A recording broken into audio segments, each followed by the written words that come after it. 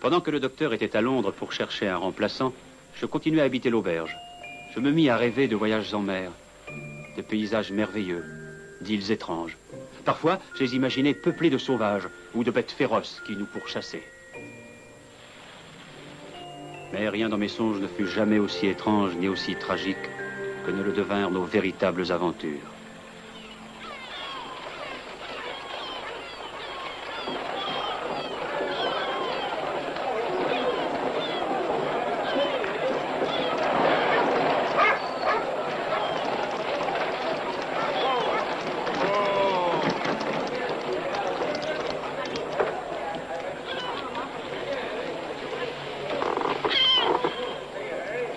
Allons, éveille-toi, Jim.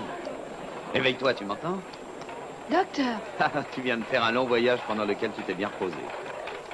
sommes-nous à Bristol? Et à Bristol, parfaitement. Allez, viens, descends de cette voiture. Oh, Redrouf. Eh bien oui, ça y est, me voilà marin. C'est notre maître qui l'a voulu. Voilà Tom Joyce et Hunter, qui n'était pas le premier chez Monsieur Trelawney. Domestique pendant toute notre vie, tout d'un coup devenu marin. Et si tu voyais notre maître qui s'est déguisé en officier... Ah, voici une lettre que tu donneras à John Silver. Est-ce également un serviteur de Monsieur Trelawney? Non, c'est le propriétaire d'un cabaret de Bristol. Tu le trouveras sans peine. Il a pour enseigne un énorme télescope.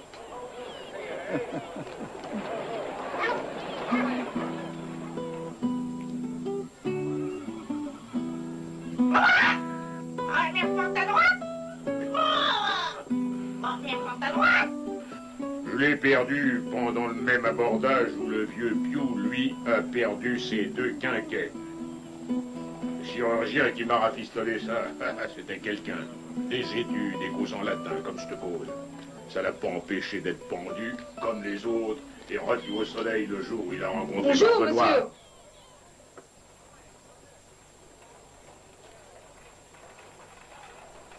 Et ici, c'est une taverne où on boit bien. Alors, qu'est-ce que tu prendras, beau petit frise-poulet?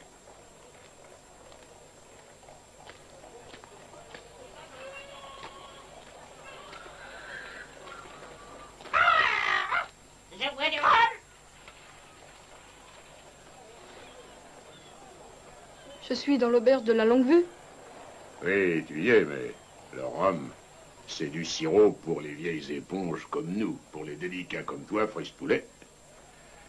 C'est la patronne qui s'occupe d'eux. Viens ici, ma jolie.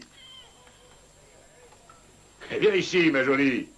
Elle prépare des petits plats qu'elle mijote pendant des heures.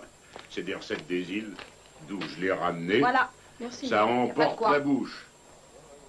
Allez. C'est ma femme. Et elle n'est pas toujours très commode. Vous êtes Monsieur Silver? Barbecue, qu'il m'appelle. Ou encore, plus souvent, Long John. Je suppose que tu ne sais pas ce qu'ils veulent dire par Long John. Non, monsieur. Je n'en sais rien du tout. Un nom de cannibale, frise-poulet. Long John, c'est ainsi qu'ils appellent la viande, la chair humaine. Qu'est-ce qui va pas? Tu crois que je vais te manger? Non, monsieur. Les sauvages, ils vont te trouver appétissant et très tendre à mâcher. C'est quoi ça? Surtout quand c'est cuit doucement, je te le dis, à petit feu. Comme ils font ça chez les cannibales. Va en redemander un morceau. Tandis que je vais te déchiffrer ça. Mais je te le dis, va pas naviguer chez les mangeurs d'hommes. Attends d'être plus coriace. Je ne... Jim Hawkins, monsieur. Je suis votre garçon de cabine. Oui, c'est ce que ça dit ici. Dans ce que Trelawney écrit là. Alors on sera copains. On travaillera tous les deux dans la même cambuse. Chien noir! Chien noir! Arrêtez-le! Arrêtez-le! Mais vous vas-y, toi? Attends, petit n'as pas payé, petit salaud! Oh, attends, petit papa! Il n'a pas payé! Je vais te tirer les oreilles!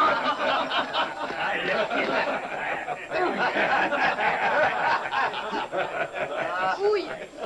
Alors, qu'est-ce que t'en dis? Une perle fine, n'est-ce pas? Et belle comme une image, mais tu vois pas commode. Et c'est pas distinguer un ami quand elle en voit un. Ah, elle manque de discernement. Comment tu as dit qu'il s'appelait? Un nom comme chien. Chien noir. Tu es sûr que c'était bien un chien noir? Je crois que... Oui, j'ai déjà vu cette éponge ici. Il venait souvent, avec un mendiant aveugle. Oui, c'est ça. Je connais ce mendiant aveugle. Il s'appelle Pew. Pew.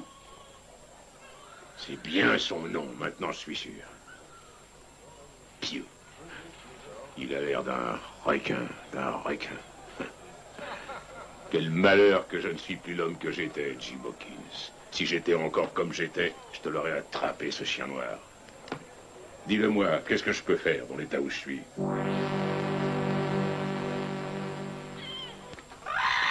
Oh, Jim. Ah, tu es là. Garde à vos repos! Notre équipage est maintenant au complet. Garde à vos repos! Alors, Jim, tu es prêt à affronter la mer? Oh oui, monsieur. Quand mettons la voile? Quand? Mais t'es de m'asseoir. Notre bateau est armé, n'est-ce pas, Silver? Ah oui, monsieur. Avec un équipage trié sur le volet. Hispaniola, c'est le nom du bateau. Je l'ai eu grâce aux amis que j'ai à Bristol et qui se sont littéralement mis en quatre pour me le procurer dès qu'ils ont eu vent du motif qui nous pousse. Du trésor qui est... Oh, bien sûr, motus que personne... Avez-vous tous les gens nécessaires? Ouais, Jim, j'avais eu des difficultés innombrables à en enrôler qu'une demi-douzaine. Lorsque le plus surprenant des hasards m'a fait tomber exactement sur l'homme qu'il me fallait. Oh, et qui est-ce, monsieur? Qui? Qui d'autre que notre ami Long John Silver?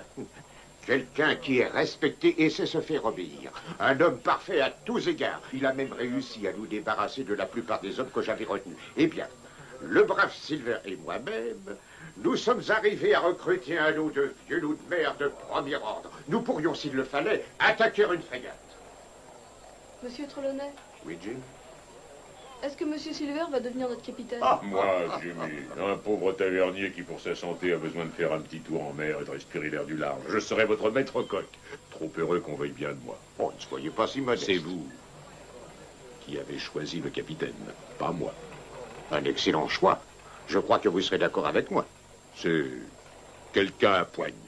Ah oui, oui, je l'ai entendu dire. Oui, un rude, un grand marin, ce capitaine Smollett.